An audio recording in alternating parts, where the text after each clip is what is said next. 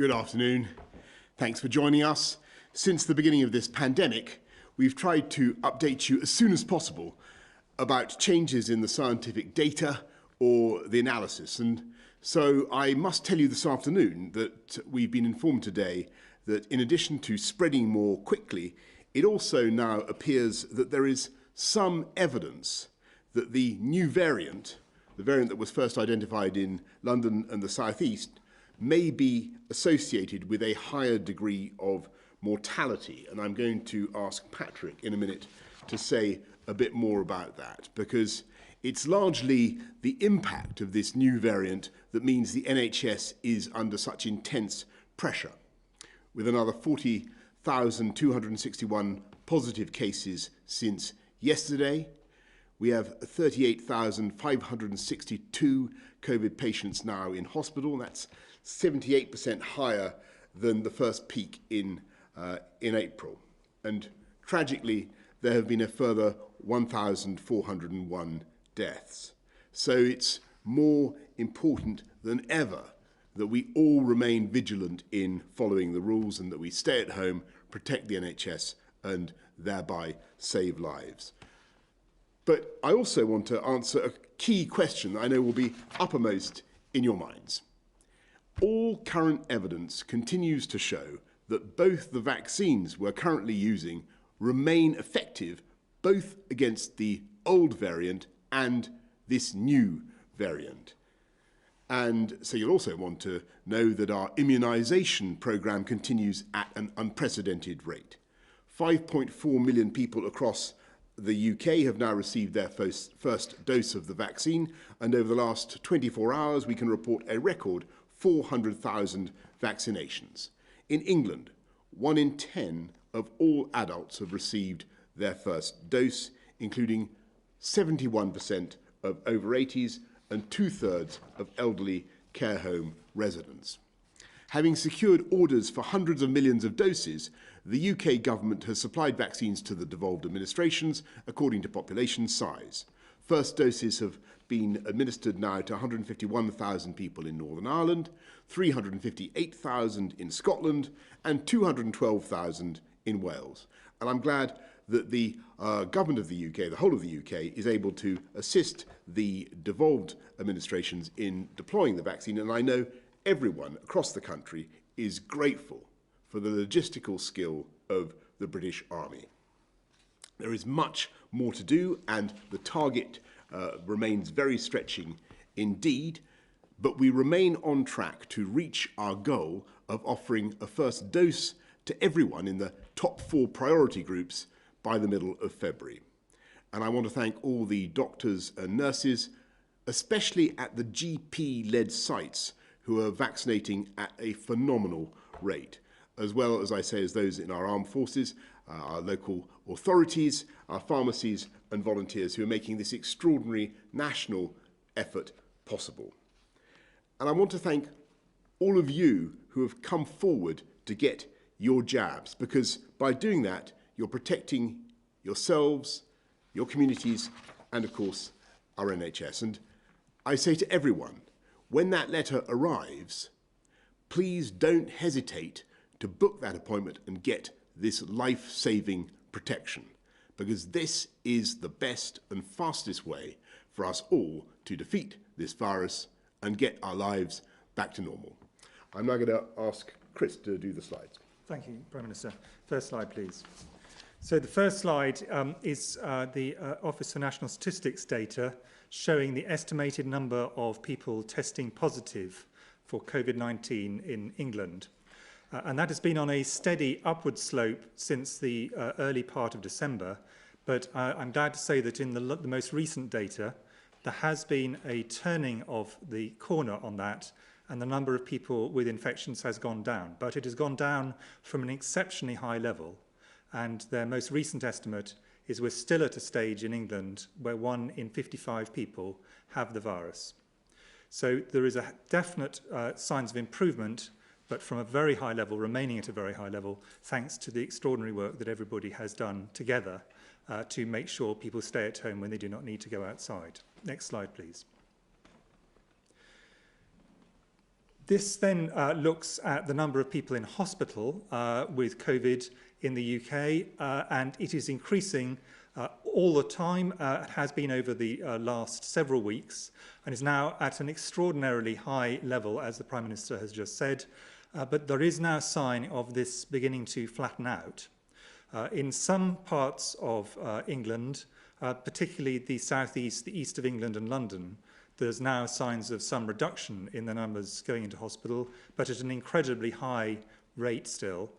In other areas, there's still some increase in parts of the Midlands and the north of England, for example. But overall, there is now a flattening out, and we hope to see, following the reductions from a high level in the number of cases, the beginnings of a reduction of cases in hospital. But this will take some weeks to work through the system until we start to see significant falls in the numbers in hospital. NHS staff are working extraordinarily hard across the whole country because of the very, very large numbers of people in hospital with COVID. Next slide, please. And sadly, the number of people who have had a positive test for COVID and then died shortly afterwards is continuing to climb. And because this is later, this is a delayed effect, so people get infections, then they end up going to hospital, get more severely ill, and then sadly some of them die, most obviously recover. The number of people who are dying has been steadily increasing, and the most recent 7-day rolling average is over 1,000 deaths a day. So this is a very high rate, and it'll take longer to come down and probably will go up over the next week because of the fact there's a delay between people going into hospital and some people sadly dying. I'll now hand over to Sir Patrick for some comments about the new variant.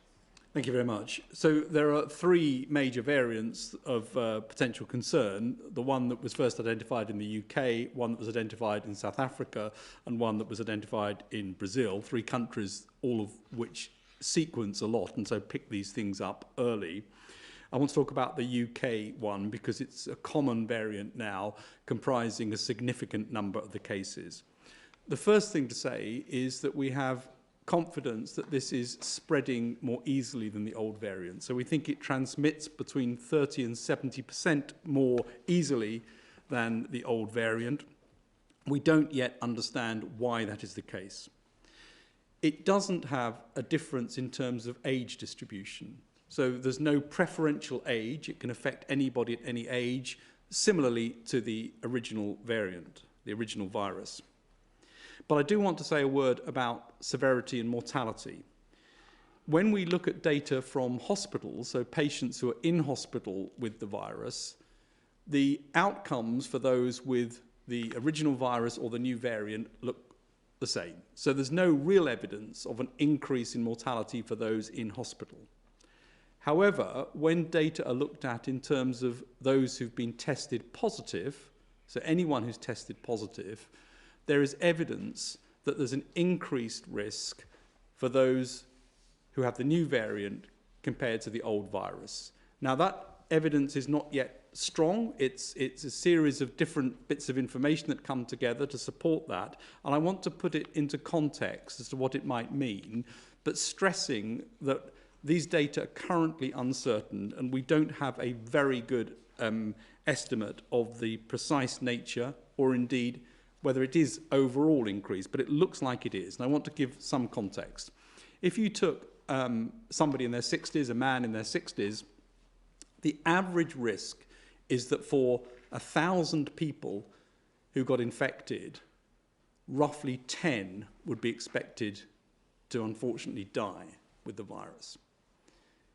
With the new variant, for 1,000 people infected, roughly 13 or 14 people might be expected to die. So that's the sort of change for that sort of age group, an increase from 10 to 13 or 14 out of 1,000. And you will see that across the different age groups as well, a similar sort of relative increase in the risk.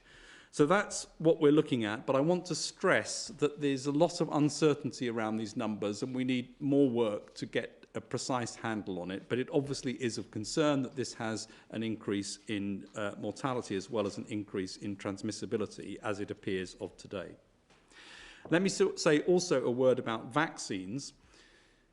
The first is that there's increasing evidence from laboratory studies that the variant in the UK will be susceptible to the vaccines. And so I think that's increasing from a number of different sources, including looking at sera, blood taken from people who've been vaccinated, showing that it can neutralise the new virus. And indeed, just 2 days ago, one of the manufacturers of one of the vaccines, the Pfizer-BioNTech team, the BioNTech team actually, did studies showing that there was very good neutralization of the variant virus by the blood taken from patients, people who've been vaccinated. So I think there's increasing confidence coupled with, I think, what is a very important clinical observation, which is that individuals who've been infected previously and have generated antibodies appear to be equally protected against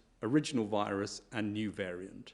So there's good clinical data as well to support the idea that the vaccines should be as effective against this virus as against the old one, or thereabouts. So I think good news on the vaccine front. And then finally, a word just about the South African and Brazilian variants. We know less about how much more transmissible they are. We are more concerned that they have certain features which means they might be less susceptible to vaccines. We will see a lot of information coming out from different laboratories. It's very difficult to compare between laboratories on this data, and we need to get more clinical information to understand how much of an effect, if any, there is on the vaccine. But they are definitely of more concern than the one in the UK at the moment, and we need to keep looking at it and studying this very carefully, which is what's going on in laboratories across the world at the moment. Thanks very much, Patrick, and thank you, Chris. Let's go to Tracy in Lanarkshire Wells. We were initially told that we would need 2 vaccinations against COVID-19 3 weeks apart. The first giving approximately 50% protection, then rising to 95% after the second dose. However, the 2 vaccinations are now up to 12 weeks apart. Will this reduce the levels of protection from either dose, and if so, by what percentage? Well, thank you very much, Tracy. A very important question. I know that Jonathan Van Dam was asked that a few weeks ago, but Chris, why don't you take that? Okay, thank you, Prime Minister. The thing with the 2 vaccines, so the first thing is we are absolutely clear that everybody needs 2 vaccinations.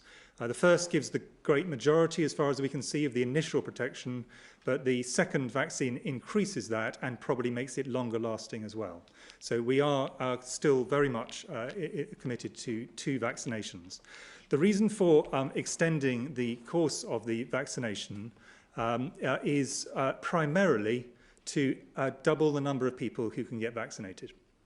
And so it is a public health decision.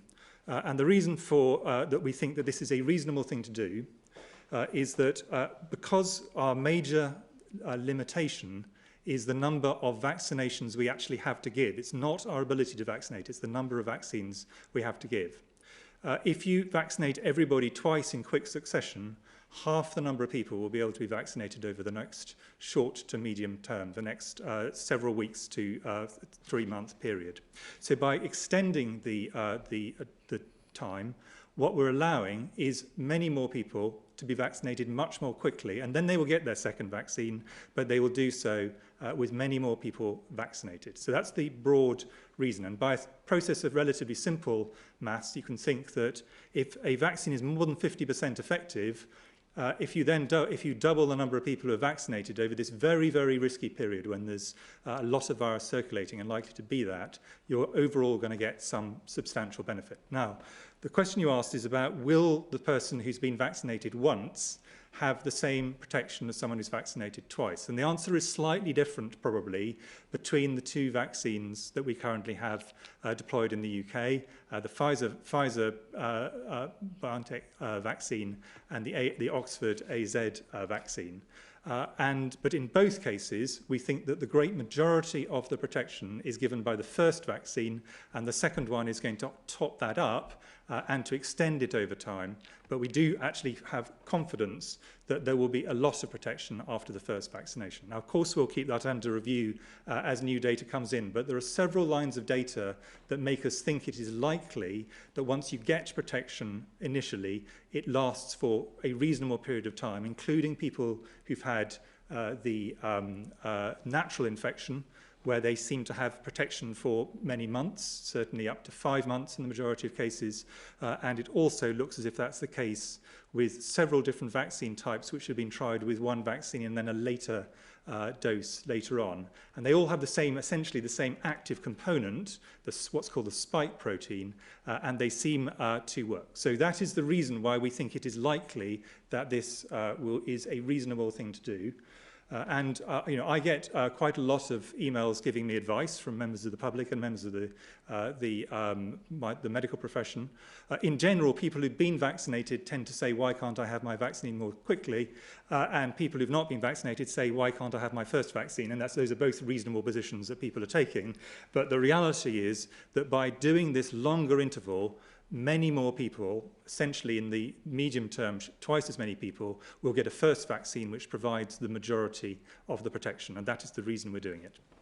Thanks, Chris. Patrick, anything you want to add to that? add. Thank you very much. Let's go to Sally in Oxfordshire. Sally from Oxfordshire asks, are those of us who have had the vaccine now allowed to mix together with others who have been vaccinated? And again, I think I'd probably better defer to Chris and Patrick on that. Chris. Well, several things to say. I mean, the first one is even with a very effective vaccine, and the two vaccines we currently have are very effective, there is a period of time straight after the vaccine where there is no effect. You don't expect to see with these vaccines, and you don't see in the clinical trials of any of the vaccines, an effect for 2 or 3 weeks after the first vaccine. So the first thing is you have virtually no protection initially, and then that protection will steadily increase from 2 to 3 weeks onwards, and probably continues to increase over time. But that protection will not be complete. And even with 2 vaccines, it won't be complete. It's probably a bit less with the first vaccine. And at the moment, a very large proportion of the people you might come into contact with could well have the virus. You saw the data right at the beginning, and what they showed is that at this point in time, across England as a whole, on average, 1 in 55 people have got the virus, and in places like London, where there's a lot, it drops to maybe 1 in 35. So the risk is, if you have the vaccine, you still have some residual risk, and the person you're meeting is probably not vaccinated, and there's a high chance they have the virus. So we need to do 3 things. Vaccinate people who are at risk, as we are, and get them their second dose. We need to vaccinate the rest of the population so that the person they come into contact with is vaccinated, and we need to get the rates, above all, the rates of the virus right down. And that's what everybody is doing by staying at home, only going out for essential things like exercise, work, and essential shopping. That is what is happening, is getting the rates right down, so that if you do go out and you've had the vaccine, ideally the second vaccine, you'll meet people who have been vaccinated because there's more vaccine and the rates are much, much lower, so your chance of meeting someone with the vaccine improves. So over time, the answer will be yes, but at this point in time, the answer would be no. We think you should still be very cautious, and like everybody else, you should be staying at home and not going out except when you need to for exercise, essential things, or work. Patrick, do you want to add? One thing to add to that, which is that the vaccines are very effective at protecting severe disease and symptomatic disease.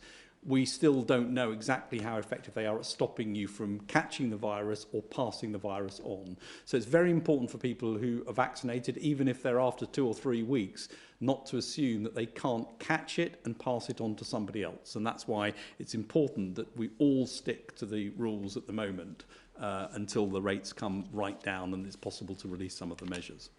Thanks very much, Sally. Let's go to Hugh Pym from the BBC. Thank you, Prime Minister. In the light of the new information, do you expect the daily reported death toll to carry on rising for longer than you'd first thought and then fall more slowly? And on a different subject, what do you make of reports from Israel that the first dose of the Pfizer vaccine may not be as effective as first thought? Well, Hugh, I mean, I'll have a stab at the first, in the sense that we think, looking at the numbers of infections that we've sadly seen as a result of the new variant, that big surge that the country saw in the Christmas period and afterwards, and which is sadly still going on as a result of the new variant, the death numbers will continue to be high. I wouldn't really, at least for a little while to come. I wouldn't want to go further than that. But I think probably you should hear from Chris and Patrick on that, and certainly on the point about the efficacy of the first Pfizer dose. I think that message needs to be heard loud and clear from Chris and Patrick. I'll answer the first one. Patrick might want to come on to the data from Israel. On the first one, the shape of when mortality occurs, which is your point about when is it going to occur, that's driven by the rate of increase, and now, thanks to what everyone is doing, the rate of decrease of the virus over time. But that's going to be slow from a very high base, and it's delayed. But the actual difference, if there is a difference, and Sir Patrick and I are both quite cautious about saying definitely there's a difference, but the slight increase that Sir Patrick was talking about won't change the shape of that. Obviously, it could slightly increase the proportion of people who die, who get infected, but the shape of the curve is driven by, are the rates going up, or are they, as they are at the moment, coming down from a very high base? Sir Patrick may want to talk about the other one. Yes, I mean, the death rate's awful, and it's going to stay, I'm afraid, high for a little while before it starts coming down. That was always what was predicted from the shape of this, as Chris has said, and I think the information about the new variant doesn't change that. In terms of the Israeli data, I think that was information from one of the organisations that organises health in Israel, and I think there are 4, and it was some preliminary data that came out on the numbers. I think Israeli Health Ministry has said that they're not entirely sure that those are the final data, and they're expecting the effects to increase. So I think it's very preliminary. I mean, these are preliminary information from a subset of people. They haven't followed people out for long enough. We had a discussion with the Israeli advisors yesterday, and they're expecting to get more information over the next few weeks. And I think we're going to have to monitor this very carefully. I mean, we're going to have to keep looking at data and understanding the performance of vaccines in the real world. But the trial data are very persuasive that these are highly effective vaccines, and we would expect that to translate into what happens in real practice. Thanks very much. Let's go to Dan Hewitt of ITV. Thank you, Prime Minister. Given what we know about this new variant, how likely is it that the current lockdown restrictions are going to last longer now, perhaps beyond the spring into the summer? And are you considering tougher restrictions in the short term? And a question, if I may, to Sir Patrick Vallance. How much of the South African variant do you estimate is already here? And how likely is it that a strain similar to the South African or the Brazilian variant developing here? Dan, we think this is the right package of measures to deal with the new variant, and we don't want to change them. What we want is to see people enforcing them and to see people obeying them, and that's the crucial thing. It's more important than anything, any new piece of law that government produces is public willingness to comply. And I think we are seeing some signs of flattening in the data. We're seeing some areas, particularly in London and the southeast, where numbers of infections are coming down. That's very encouraging. We're seeing perhaps a stabilising of hospital admissions, but the rates are still very high. And so when you think about unlocking, we really can't begin to consider unlocking until we're confident that the vaccination programme is working, until we're confident that we don't have new variants or changes in the medical, in our understanding of the virus that might affect our calculations. But I think most important thing is that we've got to be in a position where the rate of infection is not still so high, and it's very high right now, so as to so for unlocking just to lead to another big rebound. I think that would be the wrong thing, the wrong way to approach it. So we've got to get those rates of infection down as well. It's not just a question of rolling out the vaccine fast as that is. You can't unlock whilst rates of infection are so very high. And that's obviously something we're thinking about. And that's why obeying this current lockdown, making it work, and as I say, the signs are that it is beginning to work. That's why that's so absolutely crucial to this effort. I think in terms of the numbers here, I think the latest data from PHE suggests that 44 people have been detected with the South African variant. It may be a bit higher because of some uncertain results at the moment, but I think 71 is the upper limit of what they've found. There will be cases here. There'll be cases all over the world of these variants. The key thing is to identify, contact trace, and try and make sure that we contain. And clearly, the lockdown that we're currently in will have a large effect to keep this contained. But it's important to recognise that there's no evidence that the South African or Brazilian variants have transmission advantages over what is already here. So they wouldn't be expected to spread more quickly or take over. They may actually have less, we don't know. And so I don't think the fact that there are some cases here means this is going to take off and become the dominant variant. That's not what you would necessarily expect, because it doesn't have a transmission advantage, as far as we know, over the current UK situation. But it's obviously important that we restrict the entrance of more variants, and that we identify and contact trace those that are here. Chris, whether you want to add anything to that? Well, I think the only thing to add is that the variant that we have here, the so-called B117 variant, is now spreading quite widely in other parts of the world, including, for example, in Israel, which Patrick talked about. So variants do move around, and they come from the UK and they come into the UK. That's, I'm afraid, the nature of these things. But Dan, just to go back on the point about when and under what circumstances you could conceivably consider beginning to relax, it remains our intention to look at where we are on the 15th. If we can get to that JCVI first 4 cohorts done, we will look at the state of the pandemic, look at what is happening, and make an assessment. And obviously, we're making assessments every day on where we are, but currently the rate of infection is forbiddingly high, and I think we have to be realistic about that. Let's go to Sam Coates of Sky.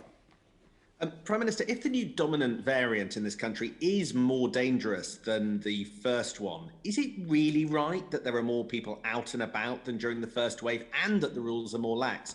Is there not more that you could be doing to keep people safe, like you did last year? To Sir Patrick, you said that this new variant of coronavirus spreads more easily, but you haven't concluded why. Do you have any early theories as to what's going on, any different competing possibilities?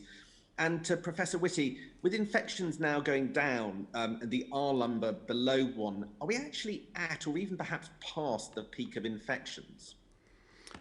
Sam, we are enforcing the law very stringently with increasing toughness. You'll have seen what the Home Secretary, what Priddy had to say about fines. We will do it. We will enforce the law. We will make sure that people don't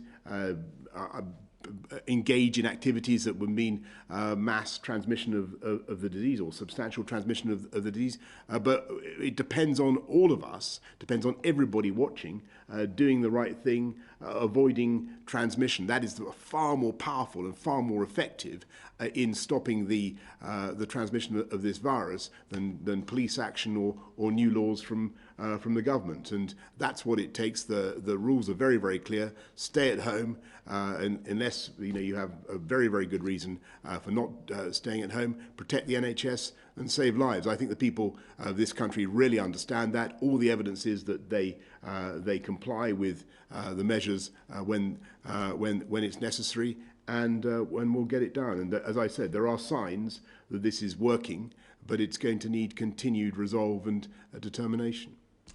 In terms of the why it may be transmitting more readily, people are looking at this, in laboratories all over the world for all of these variants. I think one thing that we don't think is the cause is that people have a higher viral load and shed more virus. We don't think that's the case.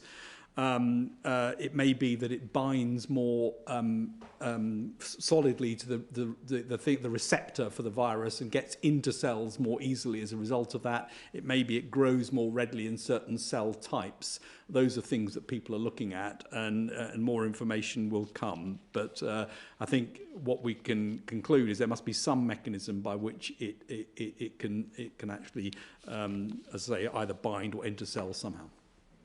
And in terms of the infection rate, if you took the country as a whole and just averaged it, overall the number of infections is broadly going down, but it's at a very, very high level, and it's extremely precarious. And I really want to stress this.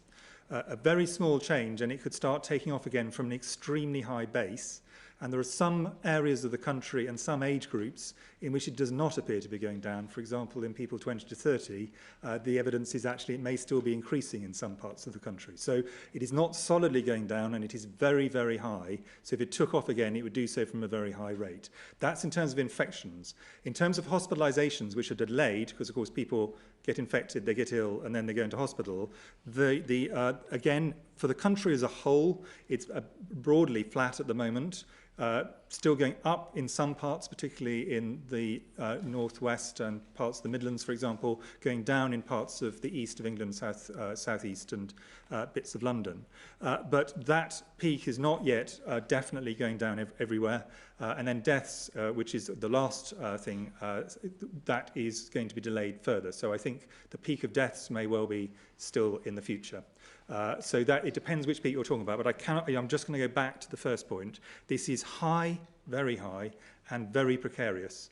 And if people took this moment and said, right, that's it, it's over, we would get back into very deep trouble very fast. And the NHS is absolutely at the top of what it can manage. If that happened again, we would be in really, really deep trouble. Gordon Rayner, Telegraph. Thank you, Prime Minister.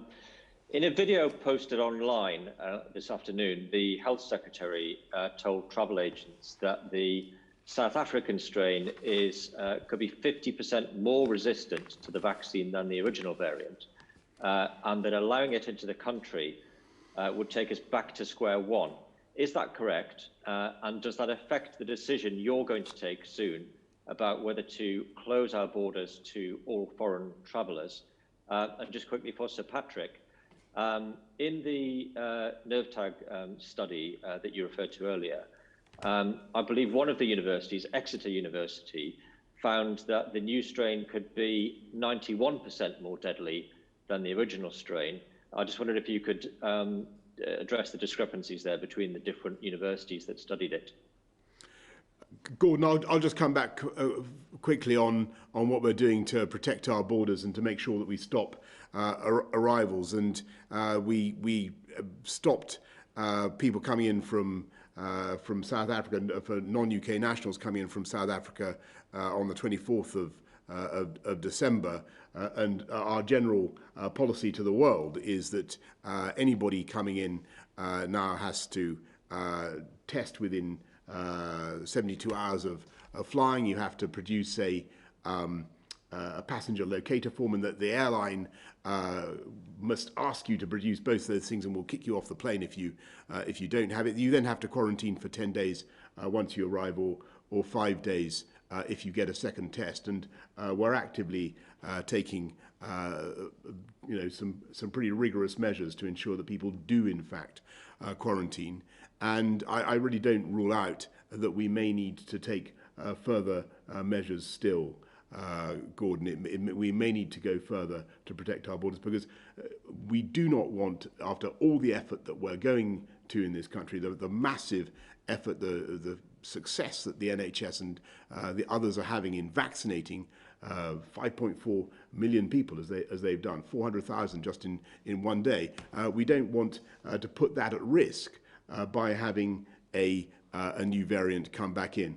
As to the details of the changes implied by the South African variant, the extra its resistance to the vaccine or otherwise, I'm going to ask Patrick to comment. Yeah, I'm sorry. I'm going to be a bore about this, because these are difficult laboratory studies, and people are trying to look at how effectively antibodies neutralize various forms of the virus or various parts of viruses. And they'll get different results in different laboratories. And not all of the immune response is an antibody response. So taking a result from a laboratory and saying, therefore, the vaccine will be 50% less effective, you just can't do it. And we're going to see different results coming up on all of these. Ultimately, it's going to be clinical data that's going to tell us, and we are going to get clinical data because there's vaccination occurring in South Africa, there's vaccination occurring in Brazil. We will find out how effective the vaccines are against this. It is the case that both the South African and Brazilian identified variants have more differences in shape, which might mean that they are recognised differently by antibodies, and therefore the laboratory studies are suggesting a decreased binding. But I think it's too early to know the effect that will have on the vaccination in people. And it's worth remembering that the response of the vaccine is very, very high antibody levels. So that may overcome some of this. So we don't know is the answer, but there's obviously a cause for concern. In terms of your comment about one of the papers, it's worth looking at all of the papers that came to the nerve tag group. Some of them suggested no increase in mortality at all. So there's a range of things. And as I've said, there's also data from hospitals showing there's no difference in outcome in patients in hospitals. So there's a range of data. And the reason we have an expert group like Nerve Tag to bring together people from different disciplines to look at this is try to come out with what they think is probably the most likely. And at the moment, what they have said is there's a realistic possibility that there could be an increase in mortality. And that looks like, as I said, if you were to take somebody in their 60s who might have 10 out of 1,000 people who are infected might die, that would change it to 13 or 14 out of 1,000. That's a sort of figure. But there's a lot of uncertainty. There's a lot more work that needs to go on. I really urge against just picking the highest number and assuming that's correct. I don't think that's the case at all. Yeah, I just add one point to what Patrick's just said, and that is that there are very many vaccines which, even if they don't protect from infection, can prevent severe disease. So it is possible, we don't know this, that what we could end up with is that the current vaccines still protect to a large degree against severe disease and dying, even if they are less effective against an infection because of a change. We don't know this, but that's certainly entirely in keeping with some other vaccines. So vaccination against severe disease is often more effective than vaccination just against infection. And the first thing you're probably going to lose is vaccination against infection. And the key thing is get these vaccines out there and measure, and assess what we're doing. Yeah. Thanks, Gordon. Thanks very much. Peter Walker, The Guardian. Thank you very much. Prime Minister, you've struck quite a cautious note, but at the same time, people are going to look at the vaccination figures and think, well, you know, if we vaccinate all the vulnerable people quite soon, then life could return to normal by Easter, maybe a month or two after that. But scientists this week have been very, very strongly saying that lockdown measures would have to be lifted very gradually and that mitigation measures might need to be in place for quite some time. Do you think the British public are ready for quite how long it could take? And for Sir Patrick or Professor Whitty, do you also agree that we could have mitigation measures in for quite a long time? Well, Peter, I think that we will have to live with coronavirus in one way or another for a long while to come. I think that it is an open question as to when and in what way we can start to relax any of the measures, and it depends entirely, as I said earlier on lots of different things. It depends on the vaccine rollout continuing to go well. It depends on there being no further discoveries about what new variants can do.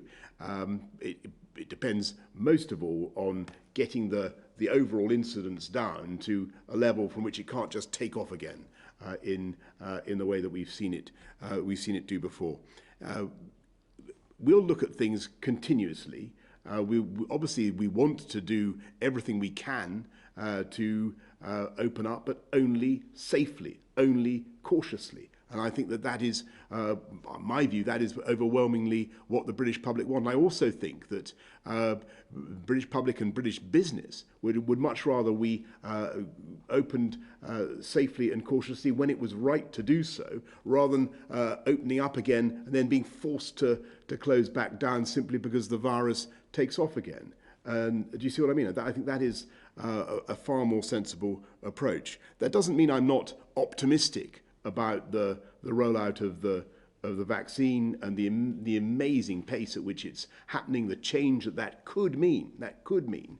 But at this stage, you've really got to be very, very cautious indeed. And I should just add, by the way, that the first thing that we want to be able to reopen, if we can make any progress, will of course be schools, and that remains the priority.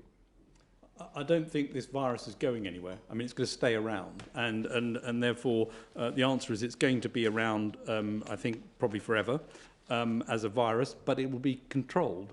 And there is remarkable progress occurring now. I mean, the vaccines are being rolled out at an unprecedented pace. We've got more vaccines than we could ever have dreamt of a year ago. The idea that we've got many vaccines coming through the pipeline is incredibly important, including ones that we can alter as needs be. And there are new medicines coming along, including specific antiviral drugs, which will be going into the clinic over the course of this year. So I think there's a very different outlook as we go through the year. The key thing, I think, is to keep watching, measuring and assessing where we are, and not getting too hooked up on specific dates, because we don't know at the moment. We need to watch, wait, measure and release carefully as we go through it, would be our advice. Chris, on it. I completely agree with the PM and Patrick. Thanks very much, Peter. Tim Ross, Bloomberg. Question to Patrick Vallance and Chris Whitty. Sage minutes from a meeting on January the 7th say there's an unquantifiable but likely small probability of the delayed second dose generating a vaccine-resistant mutation. In layman's terms, does that mean that the decision to delay the second dose actually risks making the virus itself more dangerous? And if so, what are you doing about that?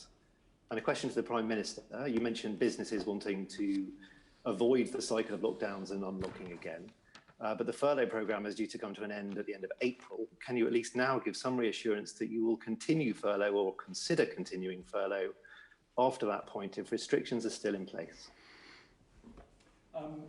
The most risky thing in terms of new mutations is to have very high prevalence. The more the virus is replicating and transmitting between people, the more the chance that it will get a mutation and alter. And that's what's happening around the world. And that's why we're seeing the same mutations pop up everywhere. So these mutations have not come about because of vaccine pressure or anything else. They seem to be mutations that the virus accumulates naturally during replication as it wants to get more efficient at transmitting. And so I think that's the biggest risk. And there's always, some risk if you start to have partial immunity, but there's also a benefit, which is partial immunity can actually stop the infection quicker. And so I think that was a statement from the immunologists and an appropriately cautious one, but I don't think it's the biggest risk. And all of medicine is about balance of risk. And it is important we consider the risks on both sides, and we don't try and, just only look at the positive sides of the course of action. We look at both sides. That's what Sage was doing. That's what we've tried to do in all the decisions we've taken. Our overall view was the balance of risk was firmly in favour at this stage of the epidemic in the UK of having many more people vaccinated, but that does mean the delay.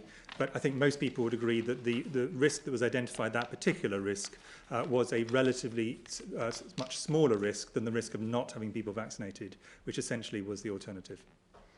Tim, and on your point about support for business and for jobs, we'll do whatever it takes to support the people of this country throughout this pandemic, to support jobs, to support livelihoods, as we have done throughout. But obviously, the faster we can roll out the vaccine, the faster we can get on with giving business what they really want, which is certainty about being able to resume something like life and business as usual. unusual. But getting there depends, as I think has been a pretty consistent message this afternoon, getting there depends on our ability not just to roll out the vaccine, but also to make sure that we work together to get the infection rate down. And that means obeying the rules today, staying at home, protecting the NHS, saving lives.